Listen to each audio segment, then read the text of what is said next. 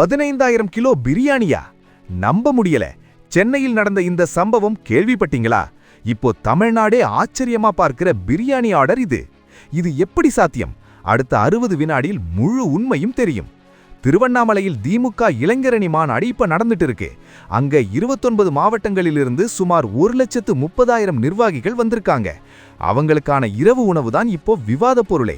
எவ்வளவுன்னு கேட்டா அதிர்ச்சி ஆயிடுவீங்க. 15,000 கிலோ. 15,000 கிலோ பிரியாணி. சீரக சம்பா அரிசி 6,000 கிலோ. ஆட்டிறைச்சி அதாவது மட்டன் மட்டும் 9,000 கிலோ. இது எல்லாம் சேர்த்து மொத்தமா 40,000 பேருக்கு பிரியாணி தயாரிக்கணும். இத தயாரிக்க ஆர்டர் யார்கிட்ட போச்சுன்னு தெரியுமா? நம்ம திருச்சி KMS ஹக்கீம் பிரியாணி நிறுவனத்துக்கிட்ட தான். அந்த சேலம் மாநாட்டிலையும் அவங்க பிரியாணி சூப்பரா இருந்ததால இப்பவும் அவங்களுக்கே ஆர்டர். சாதாரண ஆர்டர் இல்ல. இந்த பிரியாணி ஆர்டரை கொடுத்தது வேற யாரும் இல்ல, துணை முதல்வர் உதயநிதி ஸ்டாலின் அவர்களேதான். ஒவ்வொரு இளைஞரணி நிர்வாகிக்கும் தனித்தனி டப்பால 1 கிலோ பிரியாணி, அதோட 150 கிராம் மட்டன்னு பேக்கிங் பண்ணியிருக்காங்க. சுமார் 400 முதல் 500 பேர் பேக்கிங்ல மட்டுமே வேலை பார்த்திருக்காங்கன்னா பார்த்துக்கோங்க. இது பிரியாணி இல்ல, இது ஒரு பிரம்மாண்ட லாஜிஸ்டிக்ஸ்.